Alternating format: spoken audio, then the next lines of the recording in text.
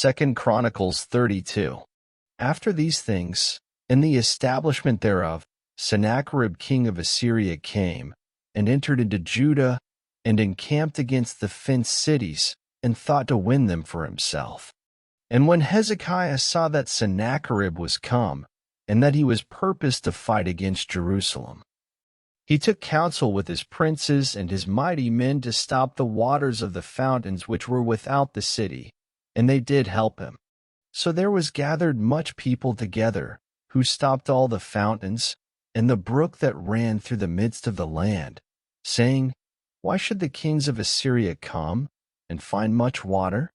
Also he strengthened himself, and built up all the wall that was broken, and raised it up to the towers, and another wall without, and repaired Millo in the city of David, and made darts and shields in abundance. And he set captains of war over the people, and gathered them together to him in the street of the gate of the city, and spake comfortably to them, saying, Be strong and courageous, be not afraid nor dismayed for the king of Assyria, nor for all the multitude that is with him, for there be more with us than with him. With him is an arm of flesh, but with us is the Lord our God to help us, and to fight our battles. And the people rested themselves upon the words of Hezekiah king of Judah. After this did Sennacherib king of Assyria send his servants to Jerusalem, but he himself laid siege against Lachish, and all his power with him, unto Hezekiah king of Judah, and unto all Judah that were at Jerusalem, saying, Thus saith Sennacherib king of Assyria, Whereon do you trust, that ye abide in the siege in Jerusalem? Doth not Hezekiah persuade you to give over yourselves to die by famine and by thirst, saying, The Lord our God shall deliver us out of the hand of the king of Assyria? Hath not the same Hezekiah taken away his high places and his altars, and commanded Judah and Jerusalem, saying, Ye shall worship before one altar, and burn incense upon it? Know ye not what I and my fathers have done unto all the people of other lands? Were the gods of the nations of those lands any ways able to deliver their lands out of mine hand? Who was there among all the gods of those nations that my fathers utterly destroyed, that could deliver his people out of mine hand, that your God should be able to deliver you out of mine hand? Now therefore let not Hezekiah deceive you, nor persuade you on this manner, neither yet believe him. For no God of any nation or kingdom was able to deliver his people out of mine hand, and out of the hand of my fathers. How much less shall your God deliver you out of mine hand? And his servant spake yet more against the Lord God, and against his servant Hezekiah.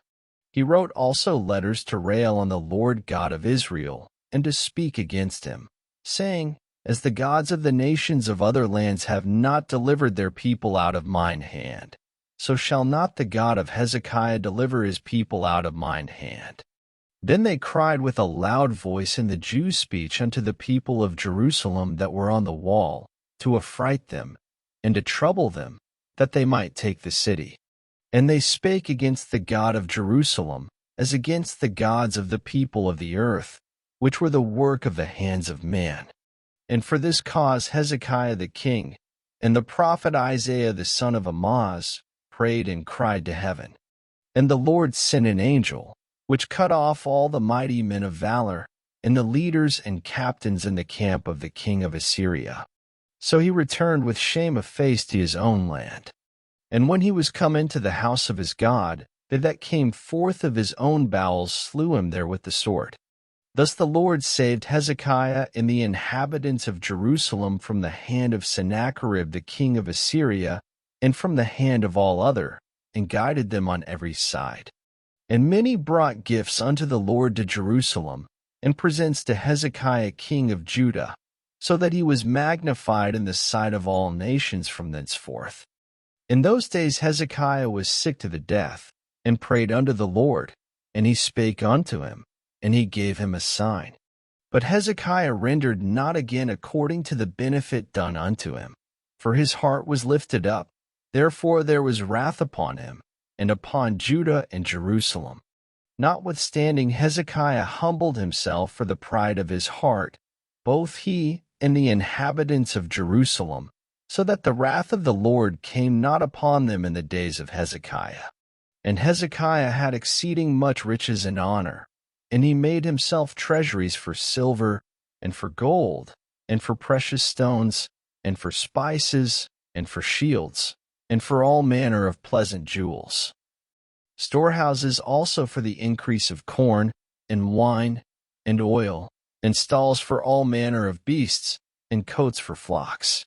Moreover, he provided him cities, and possessions of flocks and herds in abundance, for God had given him substance very much. This same Hezekiah also stopped the upper watercourse of Gin, and brought it straight down to the west side of the city of David. And Hezekiah prospered in all his works. Howbeit in the business of the ambassadors of the princes of Babylon, who sent unto him to inquire of the wonder that was done in the land, God left him, to try him, that he might know all that was in his heart. Now the rest of the acts of Hezekiah, and his goodness, behold, they are written in the vision of Isaiah the prophet, the son of Amoz, and in the book of the kings of Judah and Israel. And Hezekiah slept with his fathers, and they buried him in the chiefest of the sepulchres of the sons of David. And all Judah and the inhabitants of Jerusalem did him honor at his death. And Manasseh his son reigned in his stead.